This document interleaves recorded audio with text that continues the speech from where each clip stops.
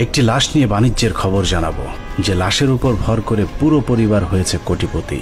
নুন আনতে পান্তা ফুরোনো সেই পরিবারের সকলেই আজ সচ্ছল। পরিবারের এক সদস্যের মৃত্যুতে যেন পুরো পরিবারের চেহারা বদলে গেছে। বোনের মৃত্যুতে শোকের বদলে সুখ আর স্বাচ্ছন্দ্য নেমে এসেছে ভাইদের পরিবারে। বান্ডেল বান্ডেল টাকার সাথে বাড়িতে বসেছে পুলিশের নিরাপত্তা। রাষ্ট্রের উচ্চপদস্থ লোকজনের সাথে উঠা বসার সুযোগও হয়েছে এক লাশের বিনিময়ে।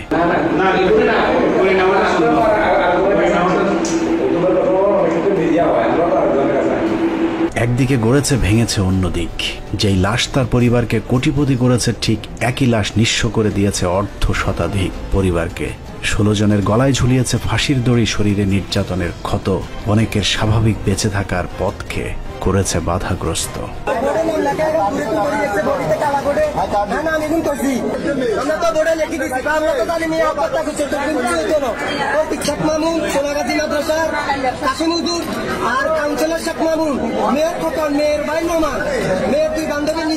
ফেনীর সোনাগাজীর নুসরাতের কথিত হত্যাকাণ্ডের কথা বলছি, যার মৃত্যুকে কেন্দ্র করে বদলে গিয়েছে সোনাগাজীর রাজনীতি, অর্থনীতি। নুসরাতের নিম্নবিত্ত পরিবারের হাতে এখন কারি কারি টাকা, আবার নিঃস্ব হয়েছে বিত্তবান অনেক পরিবার। 6 বছর ধরে আদালতের দরজায় ছুটতে ছুটতে সহায় সম্বল সব হারিয়ে নিঃস্ব হবার পথে 16টি পরিবার। এক মৃত্যুকে কেন্দ্র করে নুসরাতের পরিবারের পাশাপাশি পিবিআই প্রধান বনজ, সেই সাথে বিচারকের পকেটও ভারী হয়েছে। আমি বনজ কুমারের বিচার চাই, আর কিছু চাই না। বনজ কুমারের বিচার চাই। বনজ কুমারের 2019 সাল থেকে যেভাবে বনজ চেয়েছে সেভাবেই চলেছে বিচার। মাদ্রাসার দাড়ি টুপিওয়ালা লোকজনকে ফাঁসাতে দেশের গণমাধ্যম, কথিত সুশীল কিংবা মানবতার ফেরিওয়ালা পরিচয় ব্যারিস্টার সুমনদের মতো দালাল শ্রেণীর সব এক হয়ে শুরু করেছিল মিডিয়া ট্রায়াল। মানুষের আবেগকে কাজে লাগিয়ে দ্রুত বিচারের মাধ্যমে 16 জন নিরীহ মানুষকে ফাঁসি দিয়ে হত্যার পথ সুগম করে দেয় ঘুষখোর বিচারক।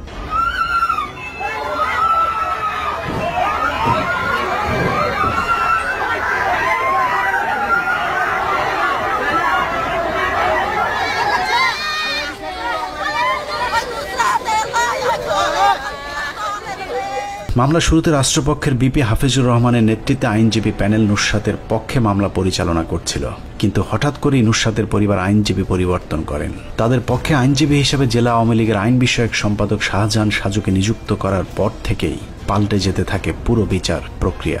প্রতিটি শুনানির তারিখ এলেই বাদী আর বিবাদী পক্ষের আইনজীবীদের মধ্যে চলত প্রকাশ্যে বাক বিতণ্ডা।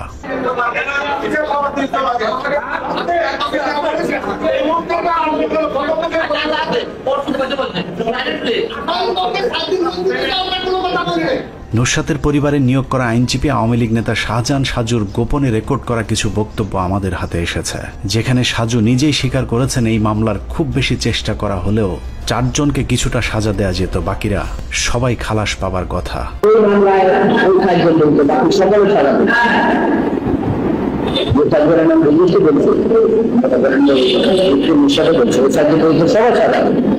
শাহজাহান সাজুর গোপন রেকর্ডে বিচারক মামুনুর রশিদ কিভাবে 2 নম্বরই করে বিচারের রায় দিয়েছেন সেই তথ্য উঠে এসেছে। এক পর্যায়ে নুসরাতের পরিবারের নিয়োগ করা আইনজীবী বিচারক মামুনুর রশিদকে পাগল উম্মাদ বলে সম্বোধন করেন।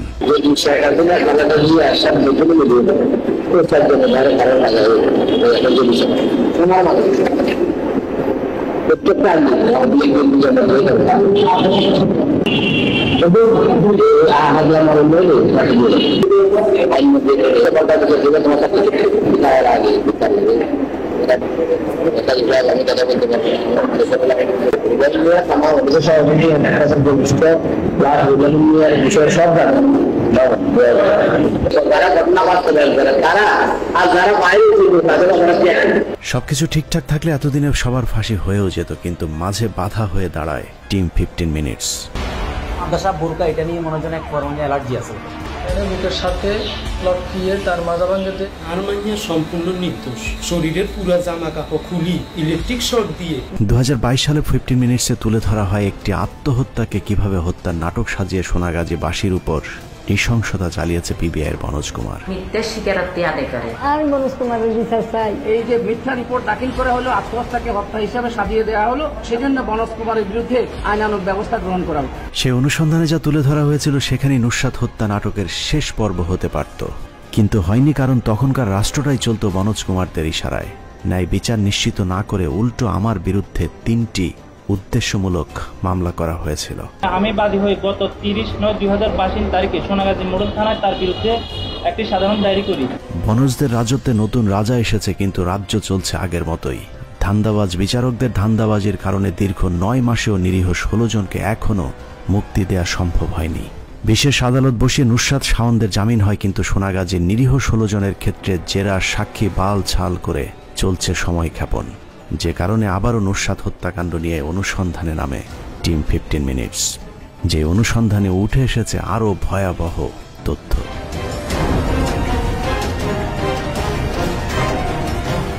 অনুসন্ধানের শুরুতে একটু মনে করিয়ে দেই, 2019 সালের 6 এপ্রিল শরীরে আগুন দিয়ে আত্মহত্যা করে নুসরাত নামে এক মাদ্রাসা ছাত্রী। শুরু থেকেই ঘটনাটিকে হত্যাকাণ্ড হিসাবে দেখাতে শুরু হয় পরিকল্পিত মিডিয়া ট্রায়াল। জামায়াতের সাবেক নেতা এবং শিবির কর্মীদের যোগ সাজশে নুসরাতকে হত্যা করা হয় বলে প্রচার করা হয় দেশের সব গণমাধ্যমে।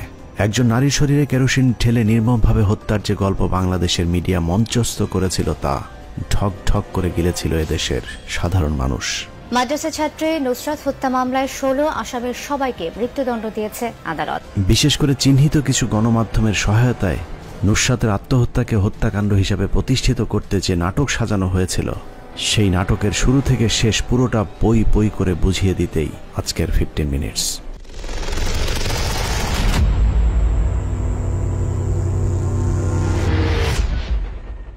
নাটকের শুরুতে বলা হয়েছে নুসরাতের মৃত্যুর দিন সোনাগাজী মাদ্রাসায় পরীক্ষা চলছিল। নুসরাত পরীক্ষা দিতে পরীক্ষার হলে যাওয়ার পর কেউ একজন এসে তাকে জানায় নুসরাতের এক বান্ধবীকে মাদ্রাসার ছাদের উপর পেটানো হচ্ছে। একথা জানার পর বিষয়টি সবার আগে শিক্ষকদের জানাবার কথা, কিন্তু নুসরাত কাউকে কিছু না জানিয়ে সুপারম্যানের মতো উড়ে যান ছাদের উপর। সেখানে যাবার পর তিনি কাউকে বাঁচাতে পারেননি, উল্টো তার গায়ে কেরোসিন তেল ঢেলে আগুন ধরিয়ে দেওয়া হয়, আর তাতেই নাকি মৃত্যু হয় নুসরাতের।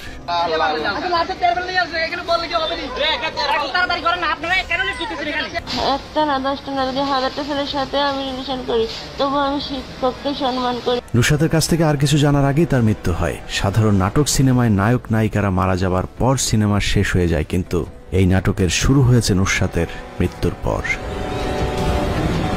পিবিআইয়ের লেখা স্ক্রিপ্টে বলা হয়েছে, নুসরাত হত্যা মামলার অন্যতম আসামি শাহাদত হোসেন শামীম তার 164 ধারার জবানবন্দিতে স্বীকার করেছেন নুসরাতের গায়ে আগুন দেওয়ার আগে তার গায়ে যে কেরোসিন তেল ঢালা হয়েছিল, সেই তেল তিনি ভুইয়া বাজার লোকমান হোসেনের দোকান থেকে কিনেছিলেন।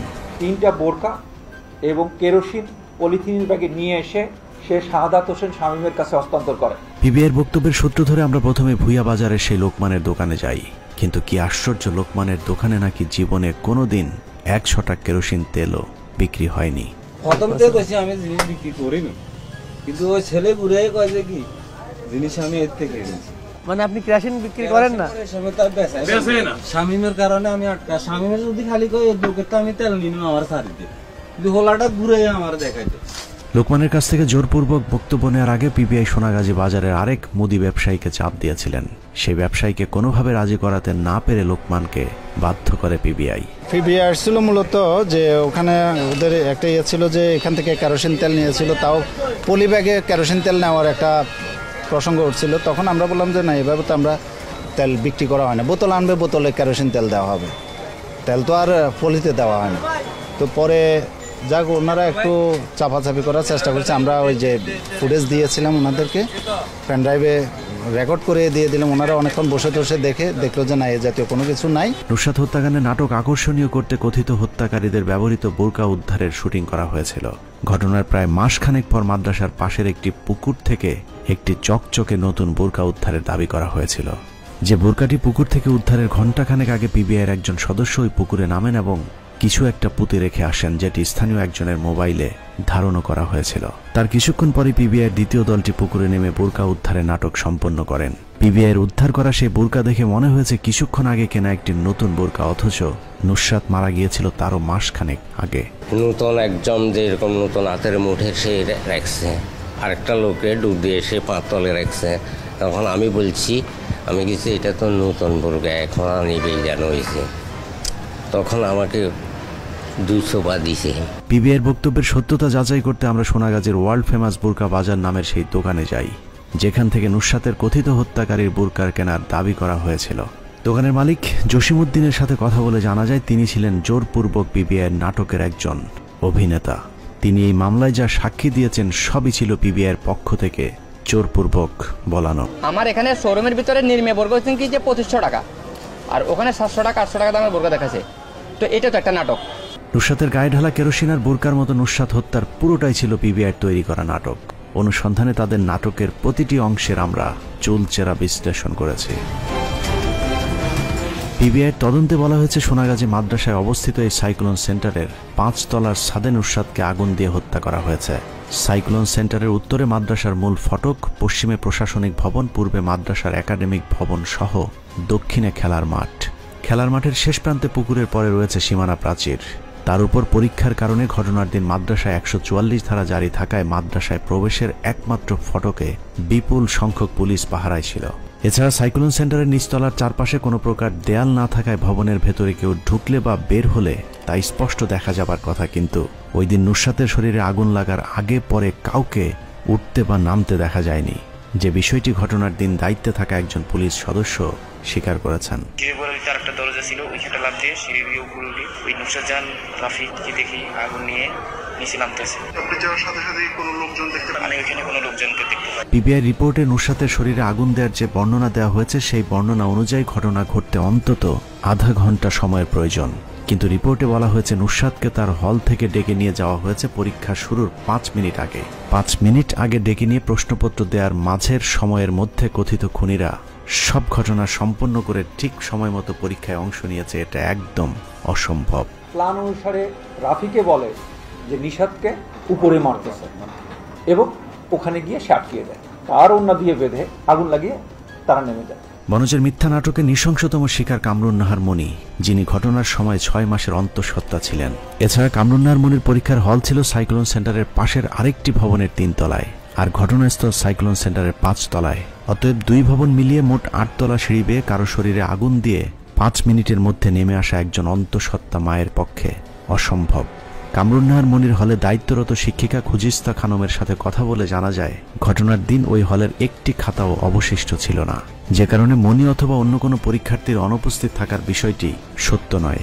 আমি হলে ডিউটিরত ছিলাম, হলে যখন পেপারসগুলো দিয়ে দিয়েছি প্রশ্ন দেওয়ার আগেই হয়েছে কান্নাকাটির আওয়াজ শোনা যাচ্ছে, তো আমি প্রথম বারান্দা দিয়ে দেখলাম যে কিছু দেখা যাচ্ছে না, এরপর মাঠে বের হলাম।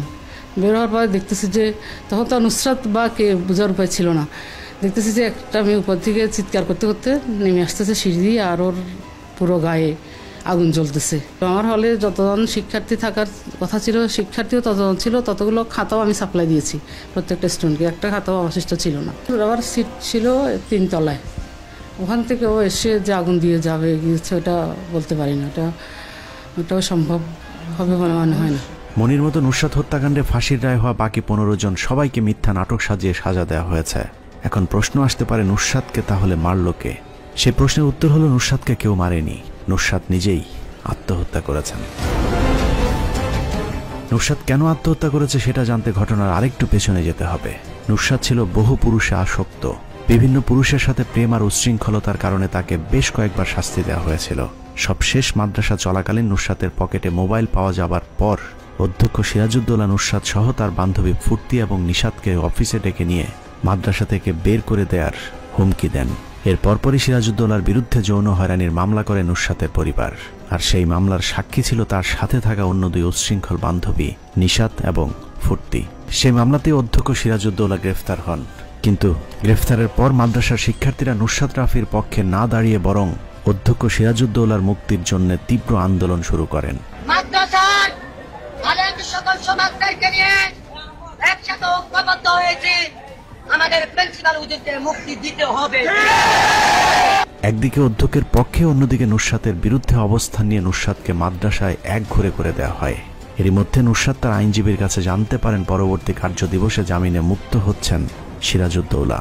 এই তথ্য জানার পর সিরাজউদ্দৌলাকে আটকাতে নানা ধরনের ফন্দি ফিকির করতে থাকে নুসরাত। এমনকি সিরাজউদ্দৌলাকে যেভাবেই হোক মামলায় ফাঁসাতে নুসরাতের প্রেমিক সোনাগাজী মডেল থানার সাবেক কর্মকর্তা শরীফের মাধ্যমে ওই মামলার তদন্তকারী কর্মকর্তাকে ম্যানেজের চেষ্টা করেন। ব্যর্থ হয়ে তদন্ত কর্মকর্তাকেও প্রেমের জালে বন্দী করার চেষ্টা চালায় নুসরাত জাহান রাফি। নুসরাতের মৃত্যুর আগে নুসরাতের ব্যবহৃত তার মায়ের ফোনে নুসরাত কার কার সাথে কি কি কথা বলেছেন সেই তথ্য আমাদের হাতে এসেছে। নুসরাতের ব্যবহৃত সেই নাম্বারটিতে আমরা নুসরাতের মোট 5 জন প্রেমিকের সন্ধান পেয়েছি, যার মধ্যে একজন শরীফ মডেল থানার সাবেক কর্মকর্তা। ওই চ্যাটিংয়ে নুসরাতের বিভিন্ন জনেদের সাথে প্রেমালাপের পাশাপাশি ওই পুলিশ কর্মকর্তাকে নুসরাত লিখেছিলেন, আপনি সিরাজউদ্দৌলাকে শাস্তি দিতে পারলে যা চাবেন তাই পাবেন। ঠিক তার পরদিন নুসরাত মাদ্রাসায় গিয়ে শরীরে আগুন দেয়। সেই আগুন মৃত্যু হয় নুসরাতের। তার 3 দিন আগেও নুসরাত তার বাড়িতে আত্মহত্যার চেষ্টা করেছিলেন, যা মামলার তদন্তকারী পিবিআই পরিদর্শক শাহ আলম আদালতে স্বীকার করেছে। এতেই প্রমাণিত হয় এটি কোনো হত্যা নয়, নুসরাতের মৃত্যুর ঘটনা ছিল একটি আত্মহত্যা। নুসরাতের বাড়িতে নুসরাত বাথরুমের মধ্যে আত্মহত্যা করার চেষ্টা করছে, কিন্তু সে আত্মহত্যার ঘটনাকে হত্যা হিসেবে প্রতিষ্ঠিত করতে যা করা হয়েছে তার নামে মাত্র আইনের শাসন আছে এমন কোনো মনুষ্য সমাজেও একেবারে অসম্ভব। তারপরেও পিবিআইকে দিয়ে সেটাকে সম্ভব করতে প্রথমেই সোনাগাজী থানার ওসি মোয়াজ্জেম হোসেনকে তার পদ থেকে সরিয়ে দেওয়া হয়, কারণ তিনি জেনে গিয়েছিলেন নুসরাতকে কেউ হত্যা করেনি, বরং তিনি আত্মহত্যা করে মারা গেছেন। প্রাথমিক তদন্তে যেটা মনে হয়েছে আসলে তাকে ওইভাবে মেরে ওখান থেকে চলে যাওয়া সম্ভব না, কারণ বাইরে থেকে কেউ তাকে গায়ে আগুন দিয়েছে এরকম কোনো প্রমাণ আসলে ওই সময় আমরা পাইনি তাৎক্ষণিকভাবে। পুরো ঘটনাটি ছিল বনজ কুমার, সময় টেলিভিশনের চট্টগ্রাম প্রতিনিধি কমল দেব, ফেনী প্রতিনিধি বক্তিয়ার মুন্না, স্টাফ রিপোর্টার আতিয়ার সজল এবং ব্যারিস্টার সুমনের সম্মিলিত একটি নাট্যযজ্ঞ। তাদের সেই পরিকল্পনা সহজ করতে প্রথমেই সোনাগাজী থানার ভারপ্রাপ্ত কর্মকর্তা মোয়াজ্জেম হোসেনকে টার্গেট করা হয়। আমার বিরুদ্ধে মামলা করে একটা ডিজিটাল নিরাপত্তা মামলা করে আমাকে হাজতে পর্যন্ত যেতে হয়েছে। আমি 5 বছর পরে জেলও কেটেছি। ফোন থেকে কৌশলে সেই ভিডিওটি পাঠানো হয় কমলদের কাছে। তার মাধ্যমেই সময় টিভি সহ সারা দেশে ছড়িয়ে পড়ে নুসরাতের আলোচিত সেই ভিডিওটি। অথচ ওসি মোয়াজ্জেমের আইডি থেকে সেই ভিডিও একবারও আপলোড করা হয়নি। তারপরেও তাকেই সময় টিভির নেতৃত্বে মিডিয়া ট্রায়ালের মাধ্যমে শাস্তি দেওয়া হয়। ওই ঘটনার পর একটা ভিডিও, আমি যে শিলরাতাহানির ভিডিওটা করেছিলাম, আনফর্চুনেটলি ওটা যেভাবে হোক আমার কাছ থেকে যায় না, এটাই কোর্টে প্রমাণ হয়েছে। এরকম ডাহা মিথ্যাচারের কারণে আসামিদের পরিবারের লোকজন আদালত চত্বরেই সময় টিভির সাংবাদিককে লাঞ্ছিত করেছিল, যদিও তারপরেও সময় টিভি বনজের ইশারাতেই সব সময় কাজ করে গিয়েছেন। অপরাধ তদন্তে বাংলাদেশে নতুন ধারার সূচনা করেছে police bureau of investigation PBI. মাদ্রাসা ছাত্রী নুসরাত জাহান রাফি হত্যার তদন্ত শেষে তারা প্রথমবারের মতো সচিত্র ঘটনা প্রবাহ তুলে ধরেছে। সোনাগাজী থানার ভারপ্রাপ্ত কর্মকর্তা মোয়াজ্জেম হোসেনকে সরিয়ে দেওয়ার পর দৃশ্যে আসে পিবিআইয়ের বনজ। আত্মহত্যার ঘটনাকে হত্যা হিসেবে প্রতিষ্ঠিত করতে পুরো এলাকায় এক ত্রাসের রাজত্ব কায়েম করে পিবিআই। ড্রিল মেশিন দিয়ে বাচ্চা নষ্ট করিয়া লাগব, বাচ্চার জন্য এগুলোর জন্য করছে, স্বীকার করছে। আরে মনসিষ্ট করা জোয়ার জোরের উপর কানে ফিট দিছে, পেশাব রাস্তা ফিট দিছে, পরে হুতত নুনির আমার তো এই কাগজ লিখে দিচ্ছে, বোর্ডে লিখে দিছে, আবু এইটা হ আন্ডা এই হিসাব করেন, এই হিসাবে তাই কুইয়ালছে। পিবিআই মূলত 3টি ধাপে তাদের পরিকল্পনা সাজায়। প্রথম ধাপে যারা নুসরাতের বিরুদ্ধে এবং অধ্যক্ষ সিরাজউদ্দৌলার পক্ষে মাদ্রাসায় আন্দোলন করেছিল তাদেরকে টার্গেট করা হয়। এরপর যারা জেনে গিয়েছিলেন নুসরাতকে কেউ হত্যা করেনি, বরং তিনি আত্মহত্যা করেছেন এমন সব সাক্ষীদেরকে। আর সবশেষ আওয়ামী লীগের বিবাদমান 2টি পক্ষকে টার্গেট করে তারপর কর্মপরিকল্পনা সাজায় বনজ কুমারের পিবিআই।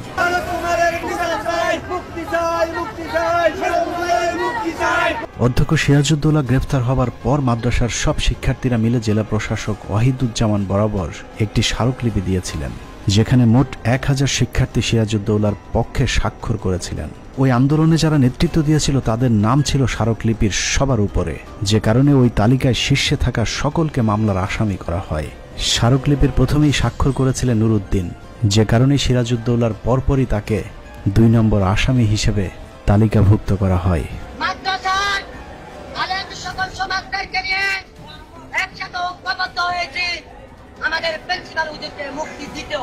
ওই হুজুর জেলখানায় আছে, জেলখানায় থাকার পরে আমার ছেলে মানববন্ধন করছে, মানববন্ধনে নেতৃত্ব দিছে। এই কারণে আমার ছেলেরে আসামি বানায়, আমার ছেলেরে মৃত্যুদণ্ড রায় দিছে। আন্দোলনের নেতৃত্ব দেয় আরেকজন শিক্ষার্থী শামীম। ঘটনার সময় শামীমের একই হলে পরীক্ষা দিয়েছেন আবু বকর নিশাত নামে আরেকজন পরীক্ষার্থী, যিনি সকাল 9:30 থেকে পরীক্ষা শেষ হওয়া পর্যন্ত শামীমকে পরীক্ষার হলেই উপস্থিত থাকতে দেখেছেন।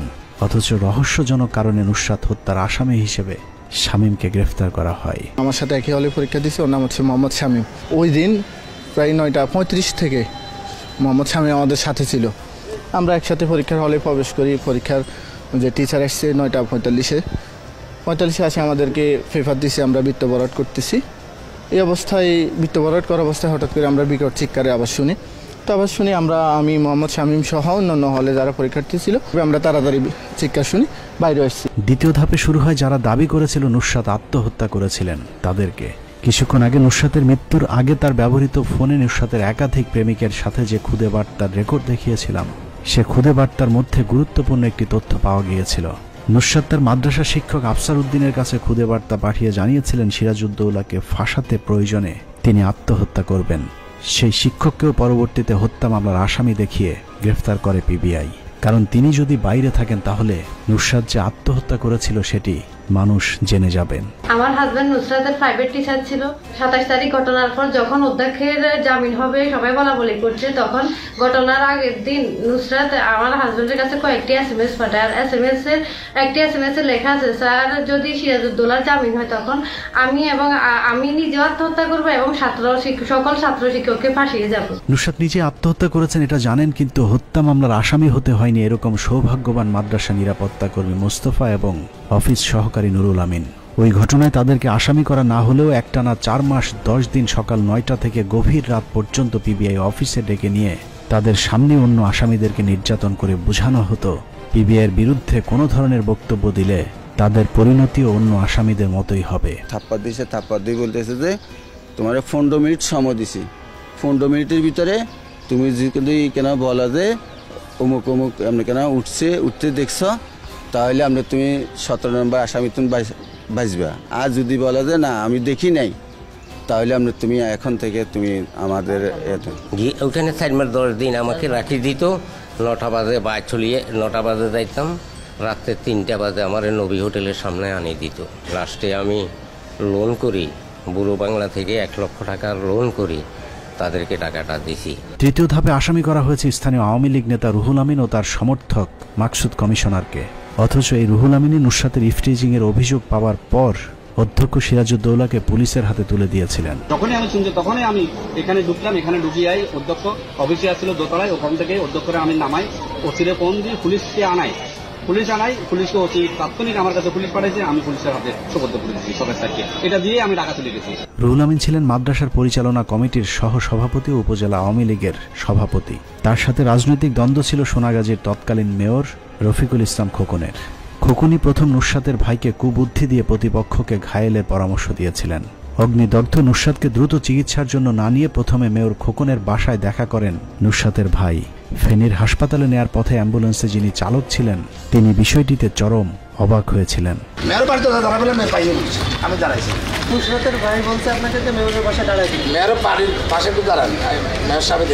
এলাকায় স্বচ্ছ রাজনীতিবিদ হিসেবে পরিচিত রুহুল আমিন উপজেলা আওয়ামী লীগের সভাপতি নির্বাচিত হবার পর থেকে পৌরসভার মেয়র রফিকুল ইসলামের লোকজনকে এলাকায় চাঁদাবাজি করতে বাধা দিচ্ছিলেন, যে কারণে রুহুল আমিনের সাথে দ্বন্দ্ব শুরু হয় দুর্নীতিবাজ মেয়র খোকনের। সেই দ্বন্দ্ব থেকে রুহুল আমিনকে নুসরাত হত্যায় জড়িয়ে দেয় মেয়র খোকন। তৎকালীন সময়ে সোনাগাজীতে কর্মরত একজন পুলিশ কর্মকর্তা নিজেই স্বীকার করেছেন রুহুল আমিনকে ফাঁসাতে বনোজ কুমারকে মোটা অঙ্কের অর্থ দিয়েছিল মেয়র খোকন। মনে করো প্রথম চাইছে চেয়ারম্যান হইতো, তারা চেয়ারম্যান হইতে দেয় নাই, তাইলে এখানে মিলনের সাথে একটা দ্বন্দ্ব জড়াইলো, ঠিক আছে। এরপরে উপজেলা চেয়ারম্যান হইতে চাইছে, উপজেলা চেয়ারম্যান হইতে পারে না, এখানে আর একটা দ্বন্দ্ব জড়াইলো। এরপরে রুহুল আমিন নির্বাচন করতে চাইছে বাসার সাহেব, এরপরে এখানে যখন তো চাইছে পরে মাসুদ সাহেবের নির্বাচন করা লাগছে, এখানে মাসুদ সাহেবের লগে একটা ঝামেলা হয়েছে। আর এটা দিয়ে এদের ফ্যামিলি উঠে গেল না, আর কত টাকা যে নিচ্ছে, আল্লাহ তো একজন আছে রে, আমার খুব কষ্ট হয় ভাই মনে হইলো। রুহুল আমিনের সাথে তার ঘনিষ্ঠ আরেক সমর্থক কাউন্সিলর মাকসুদ আলমকেও রাজনৈতিক কারণে গ্রেফতার করা হয়। নুসরাত হত্যা মামলায় পিবিআইয়ের সবচেয়ে বড় ইনকামের উৎস ছিল রুহুল আমিন এবং কাউন্সিলর মাকসুদ। ক্রসফায়ারের ভয় দেখিয়ে শুধুমাত্র এই দুইজনের পরিবার থেকে পিবিআই হাতিয়ে নিয়েছে 4.5 কোটি টাকা। অনেক নির্যাতন চলতেছে, মারধর চলতেছে দেখতেছি। এক পর্যায়ে আমার বাবার কণ্ঠ শোনা যেতেছে। পরে আমি ওইখানে যে পিবিআই সদস্যরা ছিল তাদের হাত পা জোরে জোরাজোরি করে কান্নাকাটি করি যে আমার বাবারে ছাইরা দেন, আমার বাবা তো নির্দোষ। বলার পরে আমারে ওনার কোনো কথা শুনে না, আমার ঘাট ধাক্কা দিয়ে বাইর করে দেওয়ার পর আমি কিছু না করতে পারে বাড়িতে চলে আসছি। বাড়িতে আসার পর ওই দিন রাত্রে পিবিআই শাহ আলম ছোট কাকাকে কল দেওয়া হয়, তোর ভাই যদি রিমান্ড থেকে বাঁচানো হয় তুই 40 লাখ টাকা দিয়ে দিবি বনজ কুমার স্যারের জন্য। বনজ কুমার আমাকে হুমকি দিতেছে, ফোন দিয়ে বলতেছে যে তুই তোর ভাইকে বাঁচাতে চাস তাহলে আমাদের সাথে যোগাযোগ কর। আমাদের বনজ কুমার স্যারের সাথে কথা হয়েছে, তাদেরকে 40 লাখ টাকা দিতে হবে, দিলে তোর ভাইকে মামলা থেকে বাদ দিয়ে দেবো, রিমান্ডে কোনো নির্যাতন করবো না। আমার বাইরে যে মোবাইলটা ছিল যেটা মেসেজ যায় ওই মোবাইলটা পিবিআইয়ের কাছে জব্দ ছিল। আমরা ব্যাংক থেকে যদি 1 লাখ টাকা উঠাই 1 লাখ টাকার মেসেজ তাদের কাছে চলে যায়। এইভাবে নিতে নিতে আমাদের কাছে 5 লাখ 10 টাকা নিতে বনজ কুমারের কথা বলে আমার কাছ থেকে টোটালে 10 লাখ 20 লাখ করে 40 লাখ টাকার মতো নিচ্ছে। রমরমাই বাণিজ্যের শুরু থেকে শেষ পর্যন্ত পিবিআইয়ের সাথে জড়িত ছিল নিহত নুসরাতের 2 ভাই মাহমুদুল হাসান নোমান এবং রাশেদুল হাসান রায়হান। নুসরাত হত্যা মামলার আসামি করার ভয় দেখিয়ে কিংবা মামলা থেকে অব্যাহতি করিয়ে দেওয়ার কথা বলে বিভিন্ন পরিবার থেকে নুসরাতের 2 ভাই লক্ষ লক্ষ টাকা হাতিয়ে নিয়েছে। সেই টাকা লেনদেনের সময়কার একটি ভিডিও ক্লিপও আমরা উদ্ধার করতে সক্ষম হয়েছে।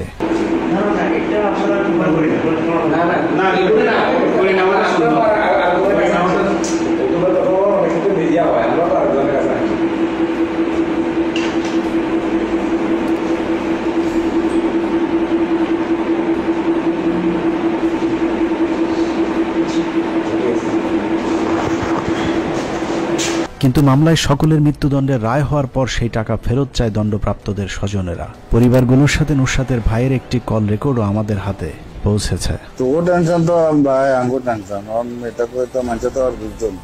আর তো আমাকে ভালো আছে নি তুই ভালো ভাই এটা মুসিবতে পড়ে গেলাম। আরে কারণ হলো তো কত হয়েছে নি আর কথা বলছি অনেকক্ষণ পর্যন্ত কথা বলছি। তুমি এটা কি কইছো দেখা করবি কইছো তুই ভাই এরা আমি ফোন দিলাম আমি কিছুক্ষণ আগে আমার সাজুবের সাথে কথা বলছিলাম। আমি আপনার সাথে কথা বলতে চাচ্ছি না, এটা তো কথা বলছি আমি কথা বলবো। আমি ভাইয়ের সাথে ফোন দিচ্ছি, আমি ভাইয়ের সাথে কথা তুই টাকা তুলি ডাইরেক্ট আমরা ফোন দিয়ে যাই তোর ইমের কাছে লই যাবো আর নয় নয় সেকেন্ড আমার কাছে দিবি সেটাও হারস। নুসরাতের ভাই নোমান এরকম চাঁদাবাজি করেছে আওয়ামী লীগ নেতা রুহুল আমিনের পরিবারের কাছ থেকেও। নুসরাতের ভাই নোমান রুহুল আমিনকে মামলা থেকে অব্যাহতি করিয়ে দেওয়ার কথা বলে 8 লাখ টাকা দাবি করেছিল, যে টাকা লেনদেনের একটি অডিও রেকর্ডও আমাদের অনুসন্ধানে সংগ্রহ করেছে। বলতেছি ওই যে বিষয় বলছিলাম না আপনাকে, তো বিষয়ে তো কথা বলতে আপনার তো অসুবিধা নাই নাকি?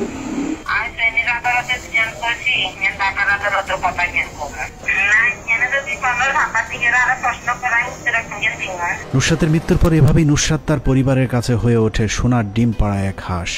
নুসরাতের উপর ভর করে সোনাগাজীর আওয়ামী লীগের পুরো নিয়ন্ত্রণ চলে যায় নুসরাতের পরিবারের হাতে। আওয়ামী লীগের নেতা টেতা তো মামুলি বিষয়, চাইলেই প্রধানমন্ত্রী পর্যন্ত অনায়াসে ঘুরে আসতে পারতেন নুসরাতের 2 ভাই। অনুসন্ধানে জানা যায় মামলার বাদী নুসরাত জাহান রাফির বড় ভাই নোমান প্রাইমারি স্কুলের দপ্তরের চাকরির আবেদন করেও ব্যর্থ হয়েছিল, কিন্তু নুসরাতের মৃত্যুর পর প্রধানমন্ত্রীর নির্দেশে নোমানের চাকরি মেলে বেসরকারি একটি ব্যাংকের বড় পদে। সবই পেয়েছিল পরিবারটি, শুধু মানুষের ভালোবাসা পায়নি। বোনের লাশ নিয়ে বাণিজ্য করে এলাকার মানুষের কাছে হয়েছেন ঘৃণার পাত্র। ভিকটিম পরিবার মানুষের আবেগের অপব্যবহার করে কোটিপতি হয়েছে। তারা ঘটনার প্রকৃত বিচার চায়নি, তারা চেয়েছে নিজেদের আখের গোছাতে। এলাকার মানুষের তোপের মুখে নুসরাতের পরিবারের নিরাপত্তায় 24 ঘন্টা পুলিশ পাহারা বসানো হয়েছিল তাদের বাড়িতে। 5 আগস্টের পর পরিস্থিতি বদলে যাবার কথা থাকলেও তা হয়নি, কারণ নুসরাতের ভাই জানেন কখন কার সাথে ছবি তুলে পোস্ট করতে হবে। এতদিন ধরে এলাকায় আওয়ামী লীগার সেজে বসে থাকা নোমানের 2 ভাই রাতারাতি নিজেদের খোলস পাল্টে হয়ে যান বিএনপি জামায়াতের বড় সমর্থক। হঠাৎ করে 180 ডিগ্রি ডিগবাজি দেওয়ার কারণ সহ আমাদের আরো অনেক প্রশ্ন ছিল নুসরাতের ভাই নোমানের কাছে, কিন্তু কোনো প্রশ্নেরই সঠিক জবাব দিতে না পেরে পালিয়ে যায় নুসরাতের ভাই নোমান। এটা আপনি বললেন না, আপনি না বললে আপনার থেকে না আপনি এমন প্রশ্ন তো করতে পারেন না ভাইয়া। না আমি আপনাকে বললাম আমি কোনো কথা বলবো না ভাইয়া। ক্যামেরা দেখে নোমানের পালানোর এই চেষ্টার কারণ নোমান সবচেয়ে ভালো জানেন তার বোন নুসরাত জাহান রাফিকে কেউ হত্যা করেনি। ঘটনার দিন পরীক্ষা দিতে মাদ্রাসায় যাবার আগেই নুসরাত তার পরিবারকে হুমকি দিয়ে এসেছিলেন আত্মহত্যা করবার। নুসরাতের ভাই বিষয়টি জানার পর দৌড়ে ছুটে যান মাদ্রাসায়, কিন্তু বোর্ড পরীক্ষা হবার কারণে বহিরাগত কাউকে কেন্দ্রে ঢোকার অনুমতি দেয়নি পুলিশ। যদিও নুসরাত যেন কোনোভাবেই কোনো দুর্ঘটনা ঘটাতে না পারেন সে কারণে পুলিশের সাথে বেশ কিছুক্ষণ জোরাজুরি করেছিলেন নুসরাতের ভাই নোমান। 10টা বাজার 15 মিনিট আগেই নুসরাতের ভাই ঢুকতে চাইছিল নোমান, তখন আমি ঢুকতে দিই নাই। দিন না দেওয়ার পরে আমারও অ্যাভয়েড করে এবার পুলিশের কাছে গেছে। সে শুধু হলে যাওয়ার জন্য মানে বলতেছে আমি একটু হলে যাবো তো এইটাই বলতেছে। আমরা বাধা দিছি বা এরা স্যাররা বলছে যে আমরা বাইরে থাকেন। তবে বোনের আত্মহত্যাকে হত্যা হিসেবে প্রমাণ করতে নোমান দাবি করেছিলেন ঘটনার দিন নুসরাত হাস্যোজ্জ্বল হয়ে পরীক্ষায় অংশগ্রহণ করতে গিয়েছিলেন। ঘটনার দিন অর্থাৎ গত 6 এপ্রিল 2019 তারিখে আমি নিজে নুসরাতকে আলিফ পরীক্ষা সেন্টার সোনাগাজী ইসলামী ফাজিল মাদ্রাসার গেটে পৌঁছে দিয়ে বাজারে অবস্থান করেছিলাম। সে খুশি মনে পরীক্ষায় হলে গিয়েছিল এবং আগে 2টি পরীক্ষা ভালোভাবে দিয়েছে। নুসরাতের ভাইয়ের বদলে যাওয়ার শুরুটা হাসপাতাল থেকে শুরু হয়েছিল। নুসরাতের মৃত্যুর আগে মামলার প্রথম তদন্তকারী কর্মকর্তা কামাল হোসেন যখন তার বক্তব্য নিচ্ছিলেন তখন নুসরাতকে সবকিছু শিখিয়ে দিচ্ছিলেন তার ভাই নোমান। ওই সময় সাব ইন্সপেক্টর কামাল হোসেন নোমানকে বাধা দিলে নোমান পুলিশের উপর ক্ষিপ্ত হন। আমি যখন তার হাসপাতালে তার স্টেটমেন্টটা নিলাম তখন তো সে একটাবারের জন্য বলে নাই যে এমুক। সাব ইন্সপেক্টর কামালের সাথে স্থানীয় একজন সাংবাদিকের কথোপকথনের একটি পুরাতন রেকর্ড আমাদের হাতে পৌঁছেছে, যেখানে কামাল হোসেন স্বীকার করেন সোনাগাজী থানা পুলিশের তদন্তকারী দল তাদের অনুসন্ধানে আত্মহত্যার প্রমাণ পেলেও অবিশ্বাস্য নাটকীয়ভাবে পিবিআই এটাকে হত্যাকাণ্ড হিসেবে প্রতিষ্ঠিত করার সর্বোচ্চ চেষ্টা করেছেন।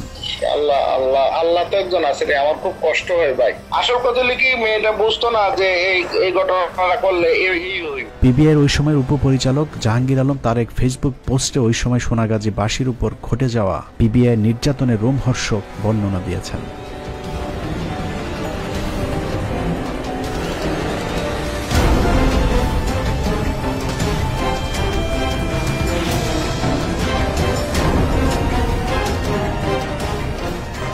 সব মিলিয়ে হিন্দুদের একটি অংশ গেল 15 বছর এদেশের মানুষকে মানুষ মনে করেনি। তারা আমাদেরকে মুসলমান হিসেবে বিবেচনা করত। মুসলমানদেরকে হত্যা নির্যাতন করে তারা পৈশাচিক আনন্দ ভোগ করত।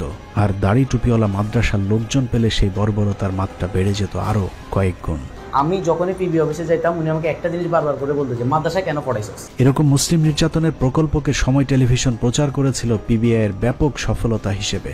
সময় টিভির সাথে যুক্ত হয়েছিল আওয়ামী আইনজীবী ব্যারিস্টার সুমন, যিনি বনোজ কুমারের পথের কাঁটা সরিয়ে দিতে ওসি মুয়াজ্জেমের বিরুদ্ধে মাঠে নামেন। সাবেক ওসি মুয়াজ্জেমের বিরুদ্ধে গ্রেপ্তারি পরোয়ানা জারি করেছেন। আমি ধন্যবাদ জানাচ্ছি পিবিআইকে। আমার জীবনে এত সুন্দর স্পষ্ট অল্প সময়ের মধ্যে এরকম রিপোর্ট আমি দেখিনি। এভাবেই নুসরাতের অর্থলোভী পরিবার, পিবিআইয়ের বনজ, সময় টেলিভিশন আর ব্যারিস্টার সুমনের পরিচালনায় একটি হাউসফুল নাটক তৈরি করা হয়েছিল, যে নাটকে সোনাগাজীর 16টি পরিবার ধ্বংস হয়ে গিয়েছে।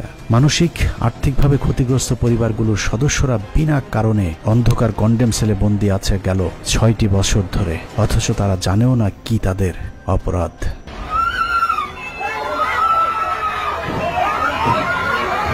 এরকম এক বিচারিক অপরাধের সাথে জড়িত মূল অপরাধী মনোজ কুমার পলাতক, ব্যারিস্টার সুমন এবং বাদী পক্ষের আইনজীবী কারাগারে। কিন্তু সময় টিভির ওমর ফারুক, কমল দে এবং ফেনী প্রতিনিধিকে এখনো পর্যন্ত আইনের আওতায় আনা হয়নি। তাদেরকে গ্রেফতার করে জিজ্ঞাসাবাদ করলে সব সত্য বেরিয়ে আসবে। এই মামলার গুরুতর আরেকজন অপরাধী মামলার তৎকালীন বিচারক নিজেই। ওই বিচারক বনজের সাথে হাত মিলিয়ে এক গাঁজাখুরি রায়ের মাধ্যমে 16 জনের জীবন থেকে সোনালী 6টি বছর শেষ করে দিয়েছে। অতএব তাকে দ্রুত বিচারের আওতায় আনতে হবে। এছাড়া পিবিআইয়ের একজন কর্মকর্তা ছিল যার নাম শাহ আলম। এই শাহ আলম ছিল বনোজ কুমারের ক্যাশিয়ার। বিভিন্ন পরিবারের কাছ থেকে শাহ আলমের বিরুদ্ধে জোরপূর্বক টাকা নেয়ার ভয়ঙ্কর অভিযোগ রয়েছে। কথা হয়েছে তো এর সাথে শাহ আলমের সাথে। পিপিআর শাহ আলমে আমার 2 দিন খবর দিই। আমার শাহ আলম ভাই ফোন দিল, ফোন দিবার পরে কদিন কি আপনি এখন আছেন? আমাদের তাকে ওরা 3 লাখ টাকা নিছে। এই যে নির্যাতনটা ছেলেদেরকে করছে, আমাকে বলছেন কি যে এভাবে বলতে হবে, বাধ্য আমাকে বলতে হবে এইভাবে। এরকম এক নরকের মাঝেই দীর্ঘ 15 বছর ধরে বাংলাদেশের মানুষ বসবাস করেছেন। দেশ স্বাধীন হয়েছে প্রায় 10 মাস হয়েছে, এরপরেও নির্দোষ এসব মানুষগুলোকে এখনো মুক্তি দেওয়া হয়নি। এখন প্রশ্ন হলো, স্বাধীনতা কি শুধুই কিছু মানুষের ভোগের জন্যই এসেছে, নাকি অন্যরাও একটু ভোগ করার সুযোগ পাবেন? স্বাধীনতা বিরোধী নুসরাত ফারিয়াদেরকে এদেশে বিশেষ নিয়মে জেল থেকে মুক্তি দেওয়া হয়, অথচ 16 জন মানুষকে মিথ্যা সাজা দিয়ে হত্যা করা হচ্ছে। তারপরেও সরকারের কোনো তৎপরতা নেই। বাংলাদেশের কোনো গণমাধ্যমও তাদের পাশে দাঁড়ায়নি। এরকম চাঞ্চল্যকর একটি মামলার আসল রহস্য উদ্ঘাটন করতে না পারলে এত গণমাধ্যম দিয়ে কি হবে? কোনো যদি কিন্তু নয়। ফেনীর কথিত নুসরাত হত্যাকাণ্ডের নামে যাদেরকে আটক রাখা হয়েছে তাদেরকে দ্রুত সময়ের মধ্যে মুক্তি দিতে হবে। সেই সাথে তাদের যে অপূরণীয় ক্ষতি করা হয়েছে তার ক্ষতিপূরণও দিতে হবে পরিবারগুলোকে। আল্লাহ হাফেজ।